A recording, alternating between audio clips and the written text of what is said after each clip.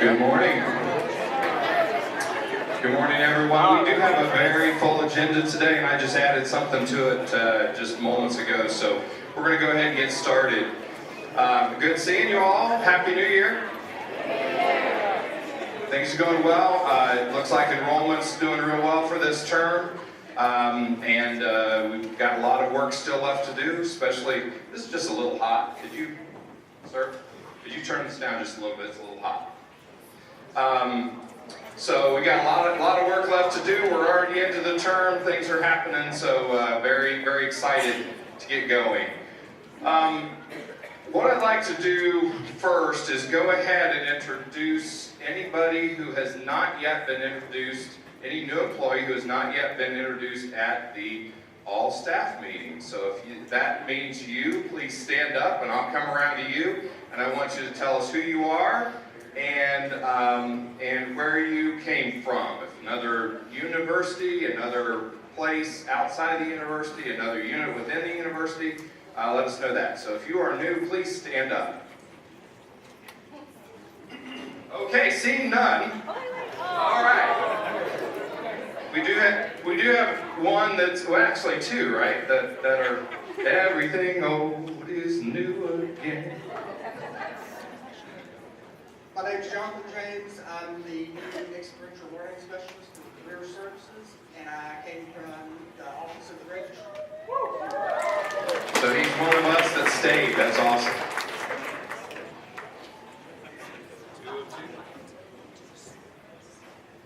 Hi, I'm Marianne Russell. I'm the new budget manager for career services, and I came from housing. All right. Welcome both of you again. Good to see you. So, anybody know what news we got yesterday?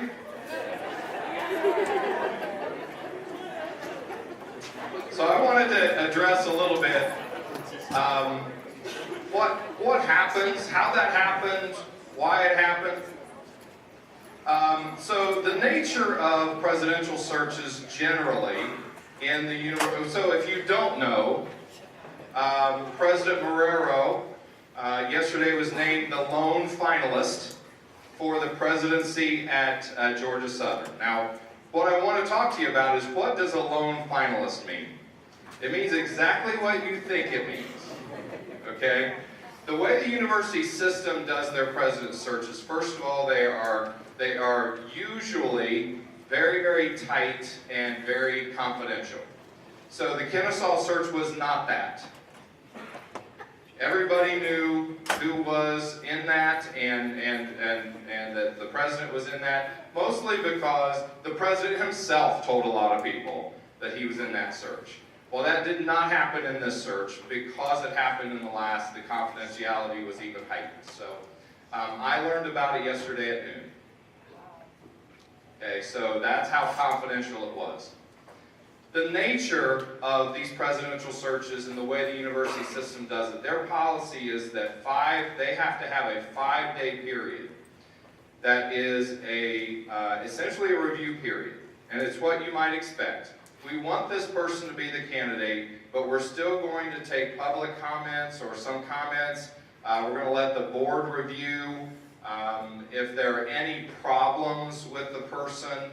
And generally, if it's an internal person, we've already vetted and all that. But if it's an external person, that gives the board a little more time to be able to vet them well. Well, that's what we're in right now. President Marrero has accepted the job. He has been named the finalist, the lone finalist, and we're in that 5-day period. So I had some confusion as to, well, does that mean that he's going to go interview again? No, it's all over. There's not an additional interview process for any other candidates. He is the lone finalist, and therefore in 5 days, or 4 days now, he'll be named the president at Georgia Southern. So the question really is, what does that mean for us, right? At that announcement, I believe they will even say the date at which he will take his presidency. And we already know that as vice presidents, but that's not something we are able to share with you at this point. That will be shared in 5 days or 4 days You know what, I'm taking a whole table here. Why don't you guys come on up? There are other tables over there. So the way that this works is, we now know that Dr. Murrow will be the president of Georgia Southern, and we are working in a cabinet group or the vice president group. So again, remember, I learned about it yesterday at noon, but we're working to kind of put together the plan as to what that's going to be like. Let me tell you what we don't know. We do not know who's going to be the interim president. We do not know when that person is going to take over the interim presidency. We don't know who the permanent president is going to be. Okay? And so the reason I wanted to address it here is because I wanted to tell you as the entire division not to speculate on any of that and not to communicate your speculations outside of your own body for right now. Right? All of that gets people in a fervor. Gets people around you in a fervor. When we participate in that gossip, it really gets us into a place that it's hard to pull back out of and be productive in what we're doing. Because right now, we know a situation that our current president isn't going to be here at some time in the future, and we're going to move on because we're a strong division, we're a strong university, we have strong leadership, we have strong directors and vice presidents that are going to be able to sustain us. That's one of the reasons why the chancellor can feel like he can take a president from one place and put them in another, because he knows he's not going to hurt that place that he's taking someone away from. Okay, so that's one of the reasons why I feel so confident about where we are, is because we have really good leadership. Our institution is very strong, financially strong, still doing well in enrollment, still doing well in our progress, and so what I want to make sure is that we don't derail that in some way by starting to participate in the rumor mill and starting to speculate. Because what I know is that people, human nature, when there aren't facts, when there isn't information, they will put pieces into that and that may not necessarily be positive. They may look at the negative side of things versus the positive side of things. And I'm asking you right now, suspend your disbelief, suspend all thoughts about what might happen and speculation about what might happen, and just wait for the facts. We will have a lot more next, like Wednesday, when he's finally announced. My guess is that the chancellor will be talking with us in the next few days as to what our plans are or what his plans are to take us beyond when Dr. Murrow will be leaving. And so I want you to know that what we need to do is really kind of hold steady and not participate in that speculation. Through my career, I've been involved in 4 presidential changes. So I've been physically at the institution when there's been a presidential change. And it's always a change. There's no question that it is something different afterwards.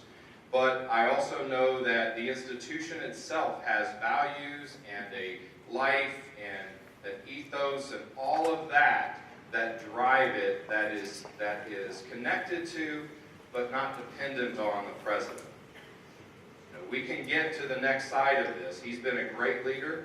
I've loved having him as a boss, but just like you, just like we have other positions change, this place can go on without him.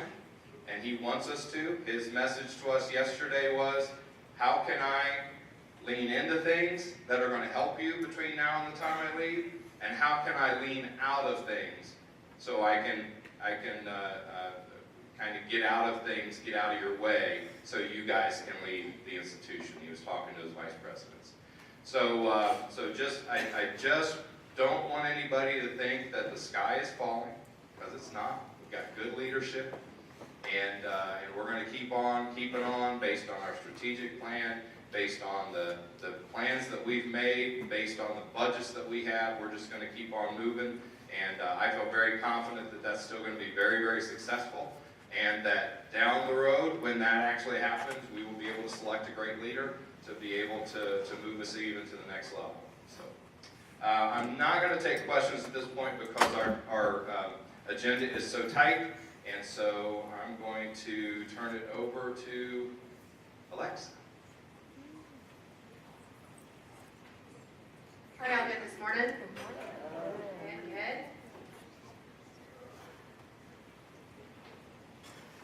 Well, for those of you who don't know me, my name is Alexis Stinson. I am the Assistant Director for Enrollment Services over Communication. Mainly that means I work over the call center, inbound and outbound, which is what we're going to talk about today.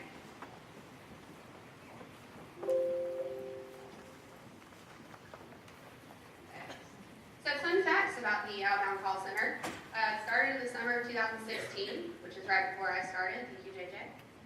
It is Monday through Thursday, 5 to 8. And it is staffed with a full-time call center supervisor, which is Donna Bennett. And it is up to 4 student workers, depending on the time of year.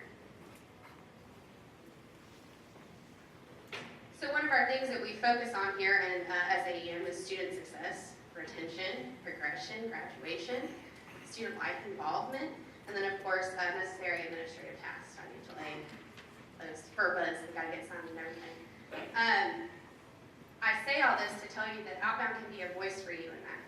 They can help you reach out to students on another point, call them after hours, 5 to 8 when they're available, and get them to do all these things, to get them involved. Some examples that I have that I'm going to follow up with. Long way. And I want to first thank Emily Richardson, Stormy Sims, and Joe Fernandez for getting me this information after the fact. I appreciate y'all scrounging around to get this together for me. 2 calls that I wanted to point out was the Center for Academic Success, no-shows for tutoring appointments and academic coaching. This past fall, we actually entered into a campus partnership with Center for Academic Success to call the no-shows for the appointments to see if we can get them to come back in and get them to sign up for a new tutoring appointment. And I am happy to say that we called 221 no-shows. Out of those 221 who no-showed, 116 rescheduled or made additional appointments, which is around 52%. With 221, might not seem like a lot, but at that moment, if we can get 116 students back into tutoring that no-showed first, I think that's really good for student retention, relationships on campus and all. The next one is the academic coaching appointments. So those are a little less than we did. Out of the calls we made for that, about 30% went back to the appointments. 15% of those 30% were the ones that we actually talked to on the phone. The next one is the graduation team. Application reminder calls, which is really the students who are nearing graduation. Joe had a set of students he wanted us to call, so we called them, targeting those students near completion. We called 348 students, 156 applied. Keeping in mind that the 348 are not ones that were like 100% or 99% in degree works, maybe 95%, they might not be ready to apply for graduation. But out of 348, 156 applied, and 47 of those students applied on the same day as receiving the phone call. So I felt like that was very helpful. So it's another touch point we have for students, and really want y'all to come out and use it. Other types of calls we've done, we work with advising every semester. Last semester we did major flicks. It was last semester. Last semester. So we made sure that they knew about that for people who didn't have a major yet. We always call them their holds, and then we always call for registration reminders. That kind of keeps us going, making sure they remember to register. Scholarship apps, that's in our office, so we make sure anybody who has incomplete scholarship apps so they can stay here, they want to make sure they're doing it. Financial aid, those necessary administrative tasks, making sure everybody has their FAFSA in, had one last year, things like that. Versar, we get the lovely food payment holds, which everybody has to pay their bill. And then last semester, we actually partnered with the academic part of it, foreign language department, and called the students who were incoming, who were eligible to take the foreign language placement exam, so they could get credit for the school. So that was something that we did last year too. Campus partner with that. The objective really for the Outbound Call Center is to help aid in student success and to be a voice for our campus partners. So what do we need from you? It's really simple. We need a call list, and we need of names and 917s and any other important information we may need for the call to be successful. A script, it can be general, and I'm happy to edit that. Donna's happy to edit that. And then the contact info for where the students should call back to should they have questions or issues. This is our, well, don't know where that went. Donna Bennett, dbennett at westga.edu, pretty simple. And then my email is astinson@westga.edu, and that is my extension. You're welcome to reach out to me anytime.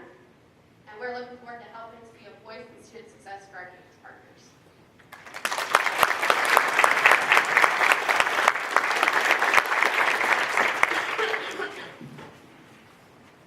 All right, thank you so much, Alexis.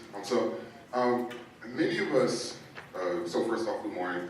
Many of us set goals for 2019, and many of those goals are typically centered around health and wellness. So the all-staff meeting committee, we're very excited about welcoming Bridgette Stewart and Drew Powell to our meeting today to talk to us about some of the University of West Georgia's and the University System of Georgia's health and community wellness and health initiatives. So just join me for a minute in welcoming Bridgette Stewart and Drew Powell.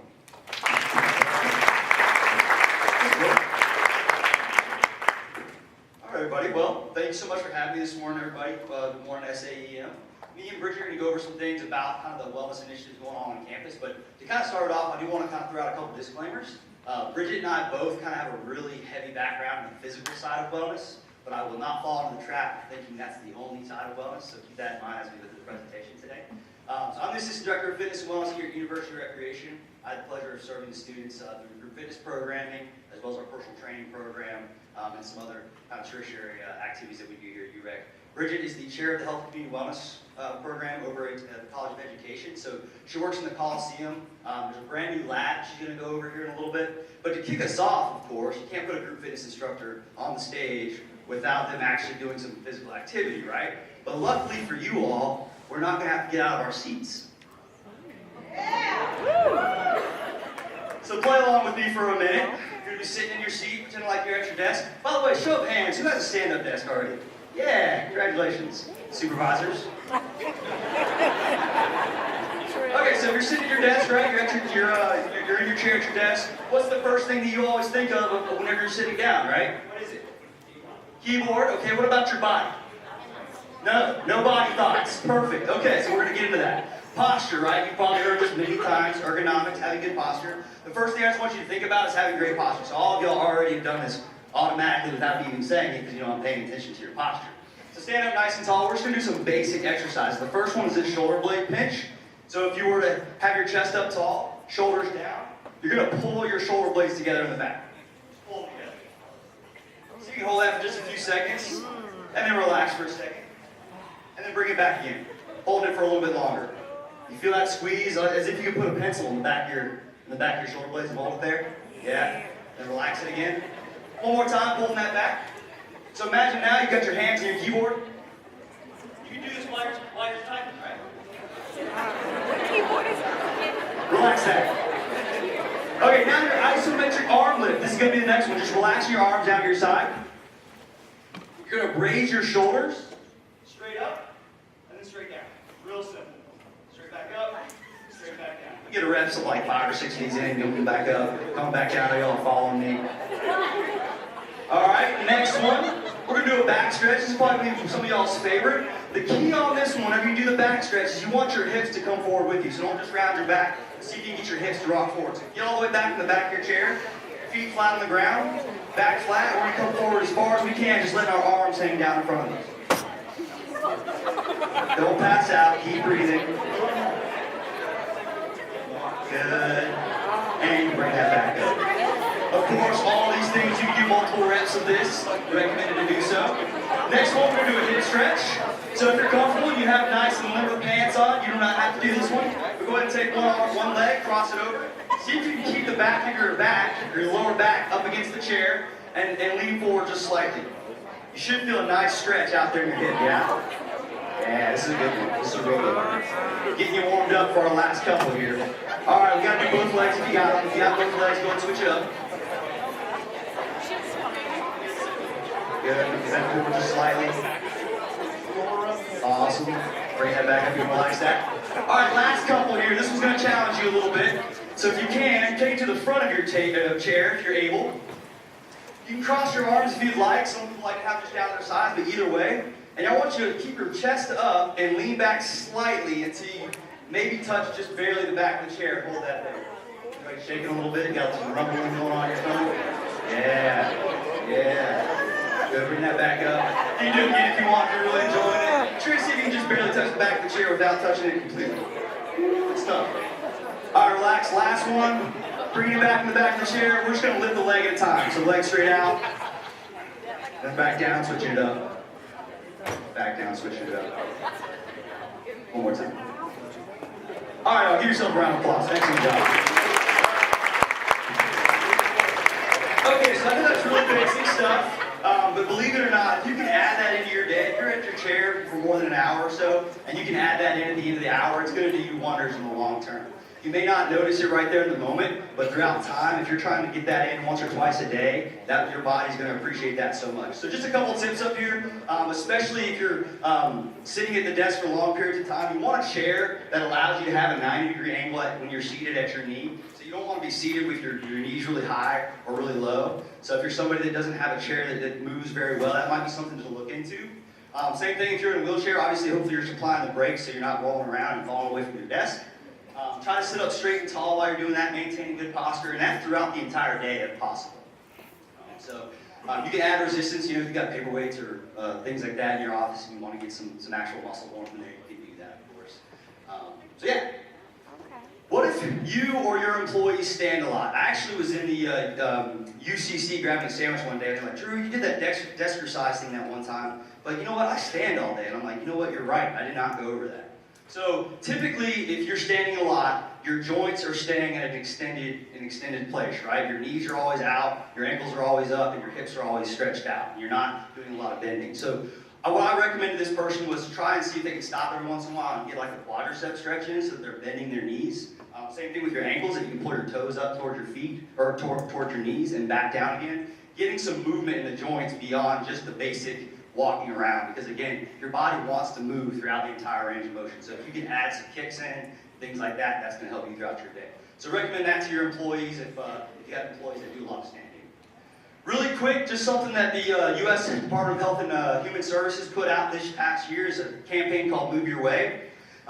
This isn't groundbreaking information. Most of y'all in the room probably understand that you should move at least a little bit each week to maintain a healthy lifestyle. But their recommendation is about 150 minutes per week of exercise just for the basic health benefits. That's not to get all jacked or to have the great endurance, but for your basic, lowering your blood pressure, maintaining good blood glucose levels, cholesterol levels, all those things come from about 150 minutes of moderate activity per week. If you're somebody that likes more intense activity, so you like to run fast for a short amount of time, 75 minutes-ish will get you about the same type of benefits there.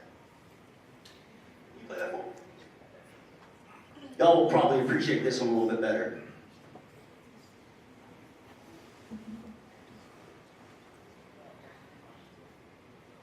There are three things that happen to your brain when you exercise. The first is something that everybody notices, and that is their mood improves. And that is because there are 4 key neurotransmitters, or neurohormones, that increase after exercise. These are the same neurotransmitters or neurohormones that are actually decreasing in depression. The second thing that happens is that you are able to shift and focus your attention better. And that is actually the most common finding in neuroscientific studies looking at the effects of exercise in people. And the third is the one I'm most excited about. This evidence comes primarily from rodents. Extensive evidence has shown that increased aerobic exercise in rodents actually stimulates the birth of brand new brain cells in a key brain structure called the hippocampus, which is critical for long-term memory. And not only that, these studies in rodents have shown that increased aerobic exercise also improves long-term memory function. So if you want a better mood, a better focus, and duration of your attention, and eventually better long-term memory function, all you have to do is exercise. Cool, so if you took anything away from that, we constantly get compared to rodents on a regular basis when it comes to research. But no, it's good stuff, right? I mean, when they're talking to your students, especially when they're stressing out about exams and things like that, a little bit of physical activity throughout their week can actually improve their ability to maintain and intake the information that they're gaining every week. So that's kind of my tidbit on the physical side of wellness for today. I want to talk a little bit about the wellness team that has been established here over the past couple of years. This has been a big growth opportunity for me as a person and a professional, dealing in a committee, brand new and in a first full-time position here at the university. I've had a blast doing it. When I first got here, I was like, man, why are we doing wellness separate? Why are we trying to do faculty, staff wellness initiatives and student wellness initiatives? We're all the same, people. Yeah, we're in different parts of our life, but at the end of the day, wellness is wellness. It shouldn't be separated. And I learned quickly that's not going to work. We're going to have to do things differently for each group. There are different populations. You have to deal with different populations for what their needs are. So with all that said, Bridgette and I sat down with Gina, our other co-chair of the committee, and decided, let's take this a step back now that we've got good people doing great things in this committee and we're really driving forward, and we have some things that are happening on a monthly and semesterly basis, which we'll talk about in a little bit. Let's restructure this. And so now one of the goals we're going to have going into this year is kind of actually down doing that split that I was so against at the beginning. We're going to focus on me as student wellness chair for the committee, and then Gina Brandenburg, she works over with Bridgette in Healthy Community Wellness Program as more of the worksite wellness, faculty, staff kind of focused wellness chair. The other piece to this that was new, I guess, last year, and kind of the year before that, it was all fresh coming in the past couple of years, is the One USG initiative, who took place in the very first health trails that we did on campus. Remember that? So that was like 2 falls ago. Last fall we did a similar program. That was kind of the USG's first push at let's do worksite wellness activities for the entire, university system of Georgia, the system. So those things were happening at all the different universities. I'm skipping our mission. Let me talk about our mission really fast. So I did put this up here. It is kind of a longer mission. I'm not going to read it out, but this is something that we established back when the team was first getting together, the wellness team as a whole. It was a very holistic mission, so it includes faculty, staff, and students. Again, kind of at my desire, I was really interested in keeping those things together. This mission is still going to be applicable for the new structure that we have here. And you can find this mission on our website. So, back to the One USG piece, I want to kind of dive into that. The faculty, staff side of wellness is now kind of going towards One USG. When we first got this committee off the ground, this system did not exist. They did not have a well-being initiative on campus. So one of the first things I want to mention on this I have up there is the $100 well-being credit that anybody that takes place in our university healthcare systems, or healthcare plans, is eligible for. Anybody get that last year? Okay, wow, I want to see everybody's hand up next year that has our health plans, because that's $100 right in your pocket just for going out and doing things better for your overall wellness. So I was going to pull it up today, but for the sake of time, I wanted to kind of talk you through it. How do you get to this website? That's a question I've got a lot. So when you log on to One USG to do your time clock stuff or to approve time, etc., it looks very similar. We're going into a lot of one single sign-on stuff when it comes to the expense reports and all that. It has that same screen. In the middle up there where it says manage, I guess it says, I think it says like manager, manager information. There's a drop down in the middle. You can get to your benefits option in that same page. So if you click on that drop down and you go to benefits, that's where you'll see all this information. That's how you participate in the One USG well-being credit stuff. It's not coming from the university itself, it's coming from the USG. So as of right now, we do not have the ability to provide our own wellness programming and then say, yes, our employees went to those things, let's give them the credit. Right now, everything that we do is via the USG. So they'll release different programs, whether it's a walking program or a financial well-being program or a nutrition type program, and you can sign up for that, take place in it, and they'll give you that credit based on what that program is. We're moving into hopefully being able to say, hey, we offer these types of wellness activities on campus. Whenever our faculty and staff come to them, we could report to you that they showed up, and then you can get the credit that way. We're not there yet, but that is kind of the option that we're looking into getting to. So obviously coming from University Recreation, this is a big benefit to you all as faculty, staff members here at University of West Georgia. I'll tell you, I actually came from Georgia Southern University, and they did not do this. You had to pay for a membership at the camp, or at our recreation facility at Georgia Southern. So maybe Dr. Marrero makes a change. First up You'll see we have our hours available on here, so we're open a lot. Pretty much anytime you all are on campus, we're open. This is obviously a student-focused facility, so we're open really early and open really late. We don't expect y'all to be here that late, but it is available. The next thing I want to show you is our group fitness schedule. The reason why I want to show you this in particular is our noontime offerings. You can't really see it as well on this screen, but if you look at the 12 o'clock, that's the very, very top line. All those classes are 30 to 45 minutes long. The idea there was you have time at your lunch hour, hopefully, maybe to come over and get a quick 30-minute workout in. You still got 30 minutes free that if you need to grab a quick bite, grab a quick shower, because we have the showers available, you can do that. These classes cost nothing. So show up with your workout gear and get a workout in if you want. Also wanted to mention, this is an opportunity I think that doesn't get taken advantage of quite as often. This is something that's kind of hidden in the facility. If you haven't been in the back corner where that back gym is, we have an entire rental center available for you all to take advantage of as well. There is a fee to rent items, but I promise you it's extremely affordable compared to actually purchasing them and then having them on your shelf, because you're going to go backpacking like what, once a year or so, twice a year. So come rent that gear, have a great time with you and your family or you and your friends. That's a social wellness opportunity. And get out there and outside and do some things like that. That's a great opportunity as well. Last but not least, as far as the program side, we do tons of intramural and competitive sports. That is all, ton of intramural sports. That is all available to you as well. You can play on those teams. We've had that happen to them before. I'm not going to throw anybody's name out there, but we have had an AVP participate in some of our flag football teams, which is pretty fun. These two pictures was actually from a unified sports event. So really cool. We had some athletes come out and participate in a special event that Nick Horton, our assistant director of competitive sports, put on. He's going to be doing, I think, 2 more of those. Is that right, this semester? 1 more. So that'll be coming up. Be paying attention to that. If you want to go out and support some of those athletes and just see how what some of the things that we've got going on with them, that'd be great as well. Another picture from some of our comp sports teams. This was a championship team. So. Cool, just another quick couple opportunities. Obviously, we have personal training. I think most of you are aware of that. So we have nationally certified personal trainers. I brought up the unified sports piece. Our climbing wall, which all of you walk by pretty much every time you come to this meeting, unless you're parking in our new beautiful parking lot. You have the opportunity to advise club sports. So there's tons of ways for you all to get involved when it comes to like a physical wellness piece. You don't have to be working out every single day to improve your overall physical wellness, as well as some of the social and mental aspects. So I'm going to have Bridgette jump up, talk a little bit about the Wellness Lab. Yeah. So good morning, everybody. I appreciate the opportunity to be here. It feels like home because I know so many of you in SAEM, and I know this is the absolute best SAEM division in and on the planet. Correct? Yeah. I know a lot. Okay, flat. Yeah.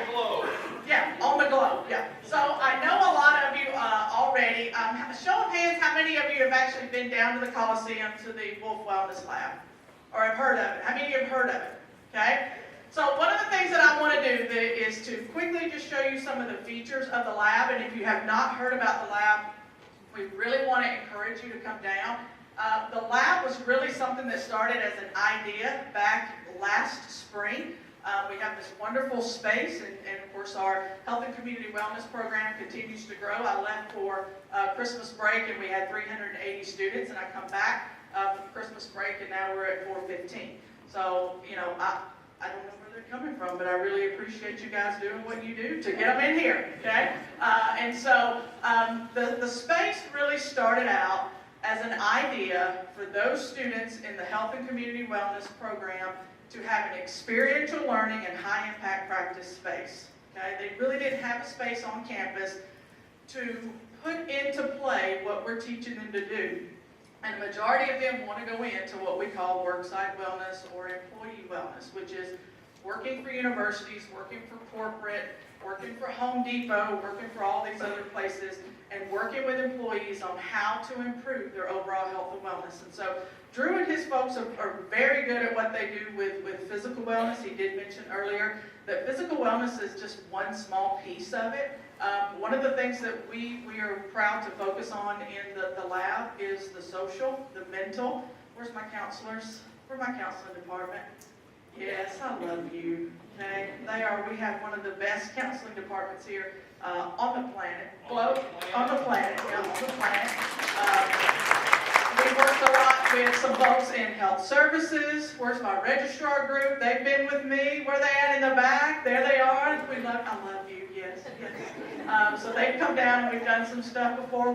Where's my advising center group? There they are. Yes, I look over. Oh Lord, I see former students. How old am I? Okay.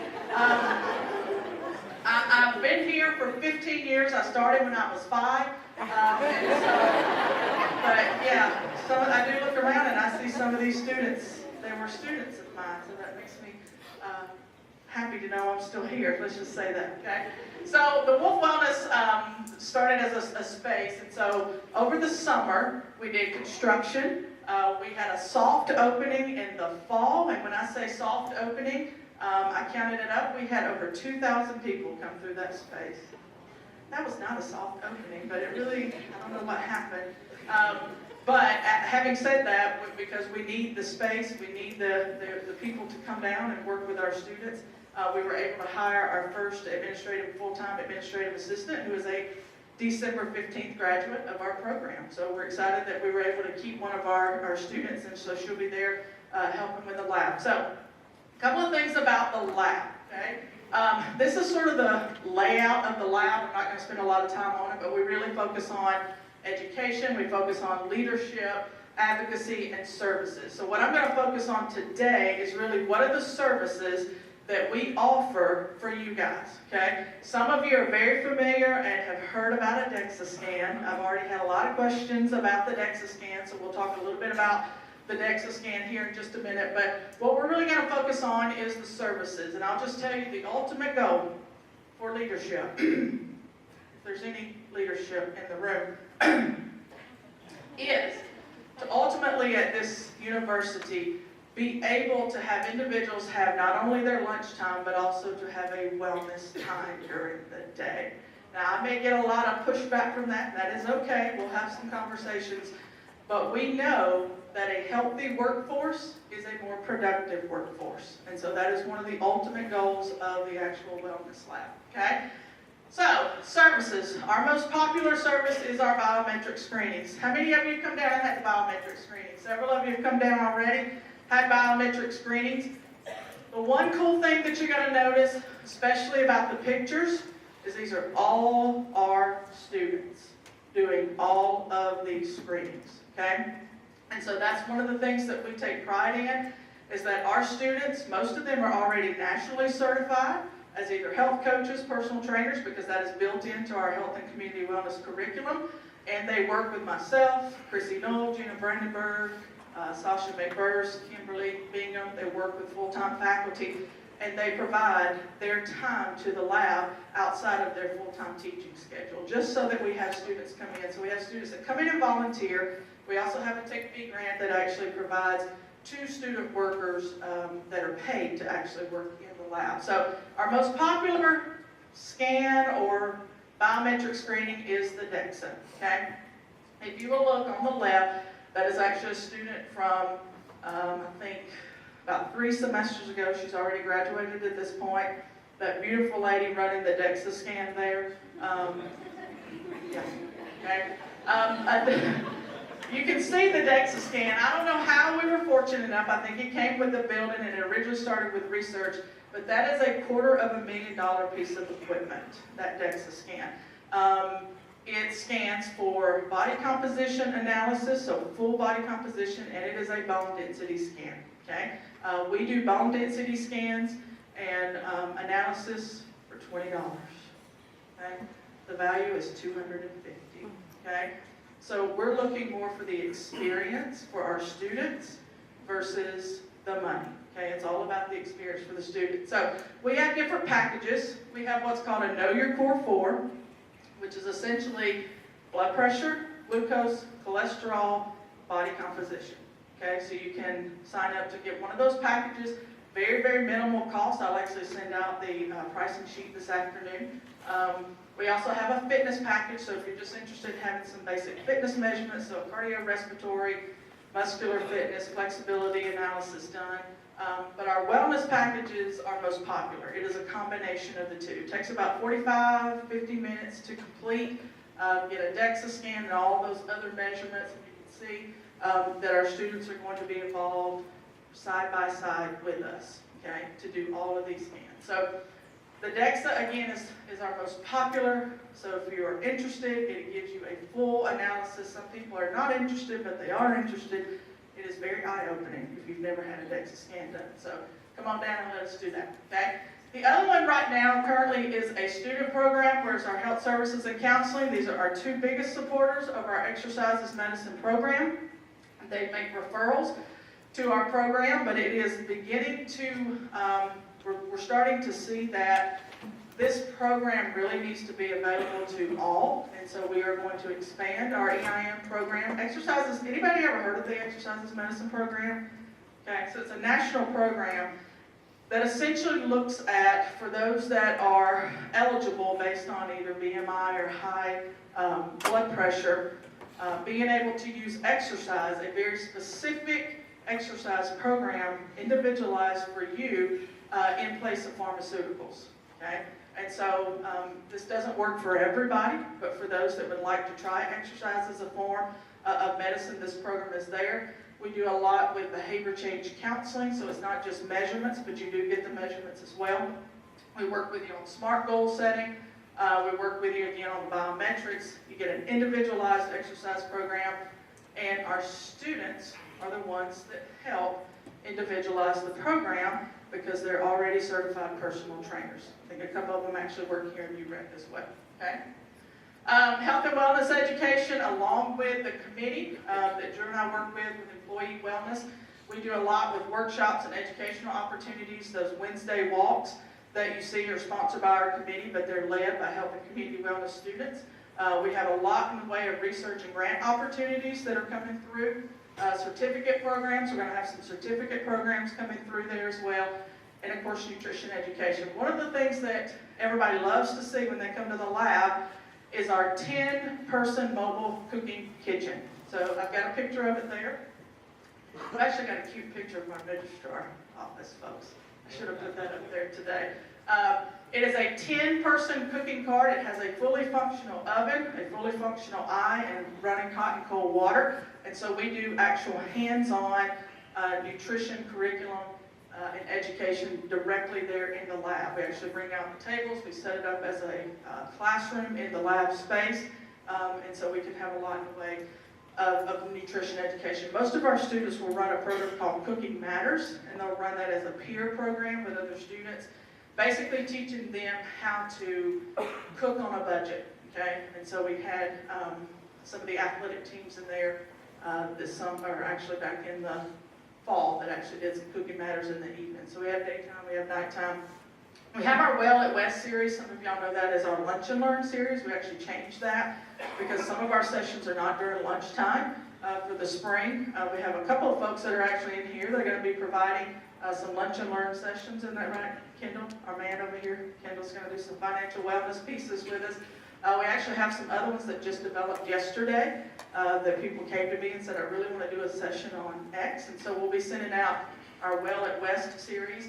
If you're interested and you have an idea that relates back to wellness, or let me say this, if you are a leader and you want to provide some sort of professional development related to wellness, please get in contact with me. We would love to work with you to develop that, to deliver that. We have done some group programs. We will come to you, or you can come to our space. But if you have something that you think that you want to deliver, my specialty, as far as delivery, is probably a little bit more on stress management, but nobody in here has stress, so I'm not sure. Nobody? No, not a problem. So that's sort of our expertise there, but we cover all of those dimensions of wellness. First aid and CPR, this is another one that's popular for a lot of groups. We are affiliated through the American Heart Association. We're actually going to have 4 first aid and CPR courses that will come out via email here either today or tomorrow. Those are going to be Saturday classes. So if you're interested in getting just training and or certification, we're going to have one healthcare provider course. We're going to have a couple of different lay responder courses. We will have group rates available. So if your department's interested in getting certified, we actually can provide that training, whether it's in the evening, but those sessions are going to be on Saturday, so people can actually attend those sessions. Okay? Health and wellness coaching, if you're not familiar with health and wellness coaching, it's really more of a skillful conversation, sort of motivational interviewing piece, helping people find their way, helping people take their journey on their time and really discover the answers that they already really know. We have 2 individuals from nursing that have just completed a program at Emory, and they need to have sessions, and so we have arranged for those 2 individuals are actually going to be providing health coaching sessions in the lab this semester. So that information will actually come out via email, and it's going to be sort of a first come, first serve, because there will be a limit on it. But if you're interested in working with someone from the lab to maybe do a once a week session on health coaching, please let us know. We'll be happy to set that up for you. We have 2 individuals in our department, 2 faculty members that do a lot with high performance leadership and coaching. One aspect really is working with the mental wellness aspect piece with athletes, and the other is really working with leadership. And so these are sort of the 3 different areas that those 2 individuals can actually work with, really more groups, if you will, on some of the leadership pieces. So if you're interested, again, let us know. We'll be happy. Okay? We wanted to make sure we left a little bit of time for questions, but our website is being developed. We are currently working with UCN right now to get everything up and running. But this, if you are interested in having some sort of service or have questions or want to make an appointment, okay? We do have a lot of appointment times available Monday through Friday. Just email wolfwellness@wescott.edu or call the extension, and we'll be happy to have you down and work with you. Okay? Thanks.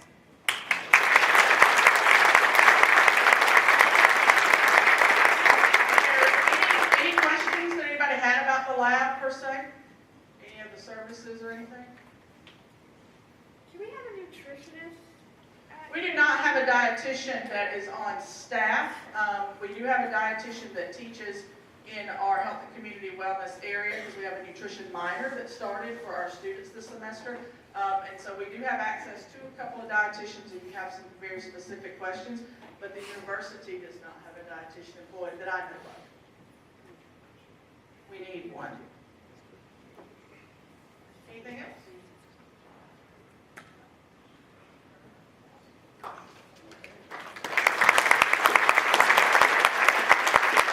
Thank you very much. We very much appreciate your time and effort here, and try to do these exercises all afternoon. Thank you. Just a few reminders and announcements. This is the time for performance evaluations, and I think, didn't we get an email about that early this week, right? Or last week, yeah. So now's the time. In our division, we also add one additional piece to that, and that is a professional development plan for the year. And so don't forget to complete and attach your professional development plan. All your supervisors will be able to talk to you about that and how to do that. And make sure supervisors make sure that there is a reviewer that reviews it before it's finalized. You know the drill. It's essentially the same mechanism. It is a little bit different this year in terms of the form, but it is the same mechanism. And then right on the heels of that, in February, late February, we'll be having the Engage West survey. Last week of February 15th is when that'll start. It'll be open 2 weeks. It'll be open 2 weeks. Our own Alicia has done an awesome job of leading the survey committee, and it will be changed. It will be a little different this year, and very positive changes, and so we'll move that. The one thing about Engage West is that they are moving forward some of the actions or the rollouts so that we can get those action items done and in a little earlier. So supervisors will be talking about that, or we'll be talking about that in extended and executive leadership to make sure that we have all that timing in. And it does affect this because I do a partial rollout at this meeting, if you remember, each year to give you kind of the results across the division. And so that, we're talking about maybe that may even happen in April. It just matters when we actually get the results back from the survey. So, okay. Any other major announcements, Xavier or Jennifer? Anything here? We're good. We have just a little bit of time. Any program announcements? Anything out there that you'd like? Yeah, go ahead. I just want to say thank you for all the help in the spring orientations. We had just under 400 students attend those. But I did want to let you guys know that VC, which is our registration for orientation, will be down this next week as I build the 2019 summer. So if you need access to the information in our registration system for this upcoming summer, please let me know and I can get you access and even do a small tutorial to show you how to build a report or to grab information from that system. Also, we're doing some just going around to different teams to talk about the new changes to our 2-day and 1-day programs for the upcoming summer. If I have missed you, please let me know. We're a little short-staffed, so that is definitely a possibility right now in this transition for our office. But thank you guys ahead of time for the things that you're going to do this summer. I'm really excited for the changes to come. Yeah, thank you. I also want to add to that, when we did the deep dive on data for retention in the fall for the executive retreats, one of the things that came out, not totally surprising, but one of the things that came out is that there is a difference in student success, or I should say, the orientation session that people attend is correlated with student success. Let me say it that way. And so they're doing a lot of work right now to kind of figure out, okay, so what does that mean? Is that a student preparation issue? Is that something else? Can we do something else to be able to advance so that the students in the later programs can be as successful? And don't know the answer to that question, but we're going to really try to make that something that's important. Monica, did you have something? Yeah, I just want to make a quick announcement. If you do reservations in the campus center, have events, please come to our info session right next door. It's starting in 15 minutes.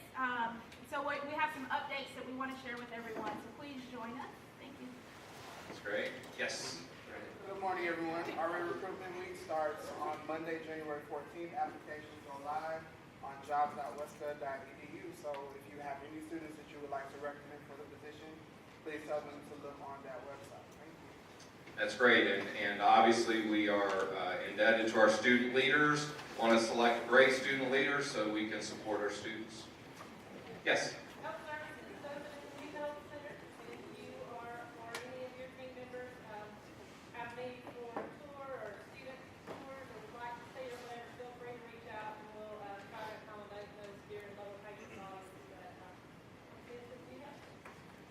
Yeah.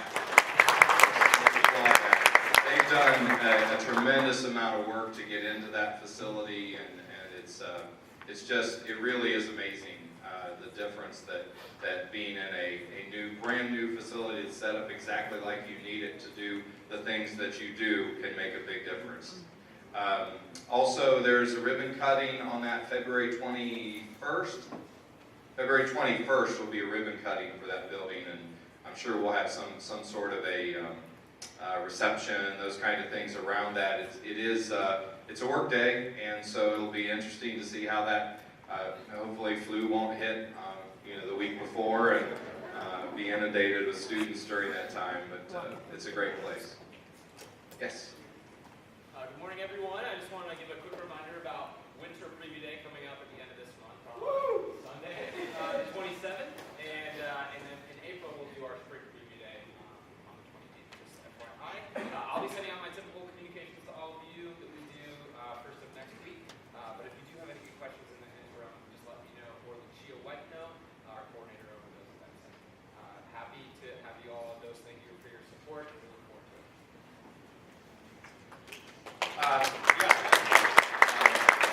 Last thing before we go, anybody else? Okay, last thing before we go, there are two kind of initiatives that are happening right now at the division level. One of them is a repeat of last year's initiative, which is the Aspiring Leaders Program. The Aspiring Leaders for this year have been selected, and it'll actually be started at the end of the month will be our first meeting. So get ready for that. Those of you that already know that you're in that Aspiring Leaders Program, that was a nomination program from the current, the class that just graduated, and then also supervisors. So just want to let you know that. And then the final thing is, some of you, I have emails out to a lot of you about what we're calling the Expressive Activity Action Team. And essentially that is a team that we're getting together to respond to any campus freedom of expression activities that, you know, they come in all different kinds of forms: protest, demonstration, sit-ins, hopefully not sit-ins, but different activities in that way. And we're being preemptive in the sense that we're planning for when that might happen.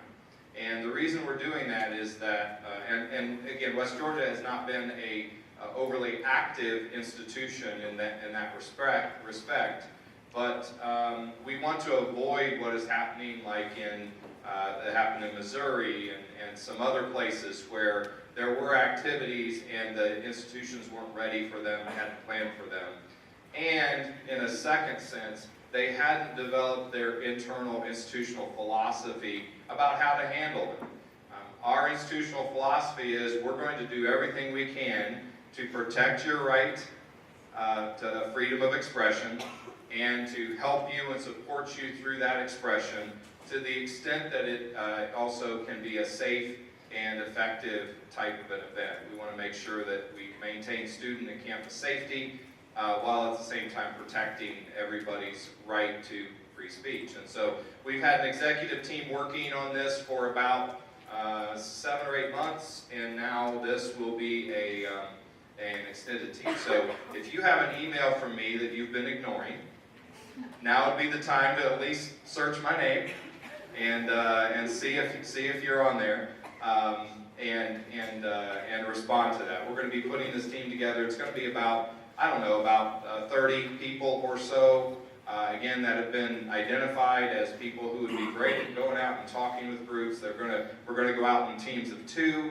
and their role really will be to monitor the event a little bit, to engage with the leadership of whatever the expressive activity is, and to make sure that it's being done in a safe and effective way, and if not, then to refer so that we can get other campus resources up to and including the police out there to support it. Dr. Whitaker. Thanks. I thought I didn't have anything, but I guess I do need to say one thing, because it's been since, I guess, November since I last spoke in front of you about this. If you're from Housing and Residence Life, Center for Student Involvement, University of Recreation, could you please stand up for me? Could you give them a big hand for me, everybody?